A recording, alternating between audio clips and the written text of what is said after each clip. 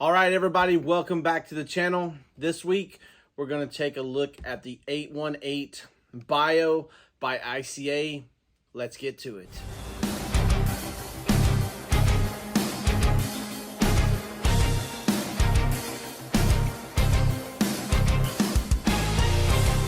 Welcome back. So this week, we're looking at the 818 Bio from ICA.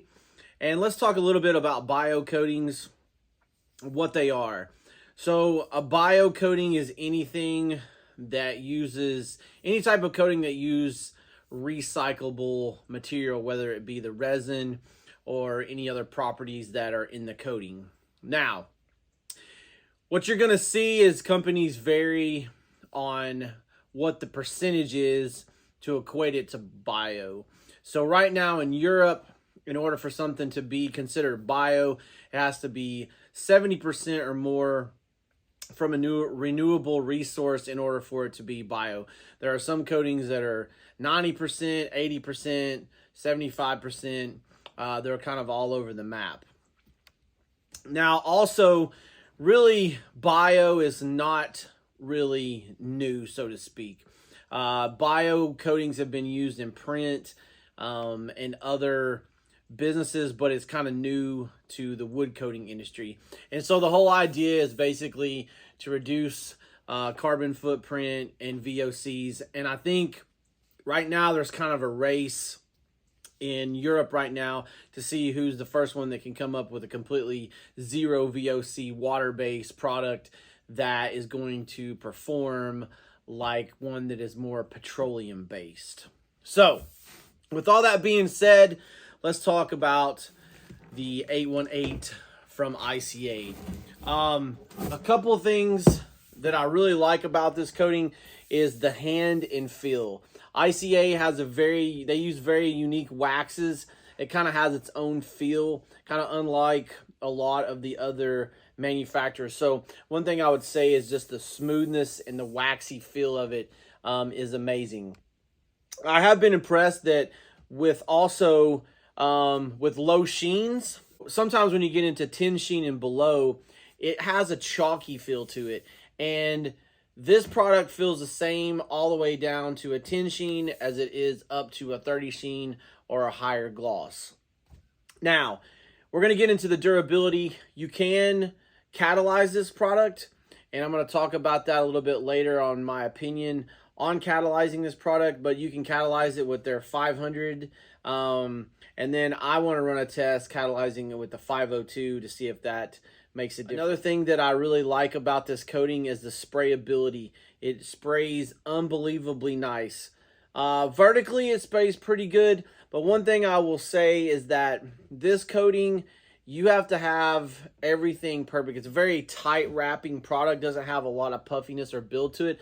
So you want to use a primer that has a lot of build and puffiness to it, because it will telegraph very badly through the surface. So just keep that in mind when you're using this coating. So let's jump over and let's take a look at the durability of this product. All right, so we're going to start off with the crosshatch adhesion. And I'm going to tell you up front that this product gets really hard and can kind of tend to be chippy. So you're not going to have as much flexibility as you would with like a 2K polyurethane. Now this is over a 2K primer. So adhesion's pretty good, but what happens is like I said, this stuff gets really hard and has a tendency to be very, very sort of chippy, if you will. It's not a bad thing necessarily, but you're not going to get the flexibility that you get with some other coatings. Okay, let's take a look at the Mar resistance here. So Mar resistance, very good. Again, you can see how I'm getting some of those fibers. See how I'm getting like the chunks. So it's a little bit different from some of the other stuff we see. Okay, let's take a look at the chemical resistance. So we're going to do our acetone rubs. All right, so chemical resistance, you can see it did come off on the cloth. Okay, so the chemical resistance, you know, not that great on harsh chemicals, but you got to remember it is a 1K product. So let's flip the camera back around and let me talk a little bit more about this product. Right. So what's my final thoughts on this product? So I really like this product. I really like the concept of bio, and I want to give ICA props for being really one of the first to bring this type of technology to the market in terms of, you know, being 70% more renewable resources. And I hope to see someone get to that 0 VOC mark. That would be pretty cool and a very landmark moment for water base. I will say that versus some of the petroleum 1Ks out there, I do feel like that this product does need a little bit more work. What I would like to see personally is a little bit better cross-linking for chemical resistance, and, you know, it not being so hard that it's chippy, so a little bit more flexibility in the coating. Now, while we're talking about the cross-linking, you can add a hardener to this product.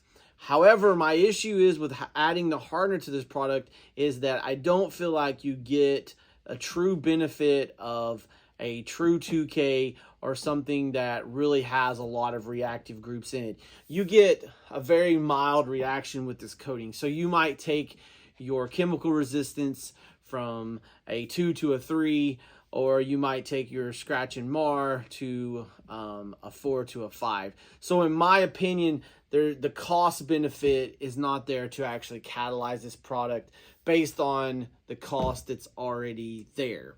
One other caveat with this product, at least in the white, is you do have to be careful with coverage. So like if you're spraying inset cabinetry, you want to make sure that you're putting the proper amount of coats on the verticals versus flats. I did have an issue with one job where I sprayed a different primer underneath and I had a color shift, so that's something to be aware of. And basically what a color shift is where you use something that might be not as white as another one, and it can actually shift the color on top, and that has to do with the opacity and a lot of other factors in the coating.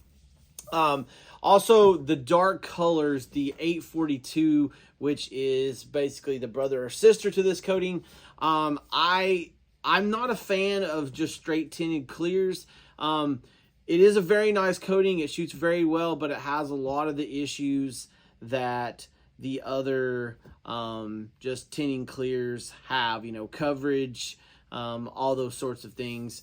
So really, when you go to the dark color, you really need 2 real good coats of primer, and then 2 good top coats for it to look the best. Now, if you go down to a 10 sheen, you can get away with a little more, but when you get up into a 20 sheen and higher, it's just going to take 2 coats to make this coating look the way it needs to look, in my personal opinion.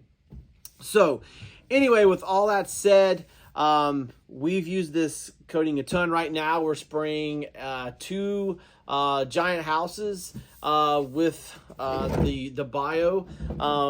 It just gives you a very high-end look and an amazing feel to it, and that's what we're looking for in this particular instance's house. Only thing I would say is that you just have to understand the limitations of the coating. So anyway, hope you guys have enjoyed the video.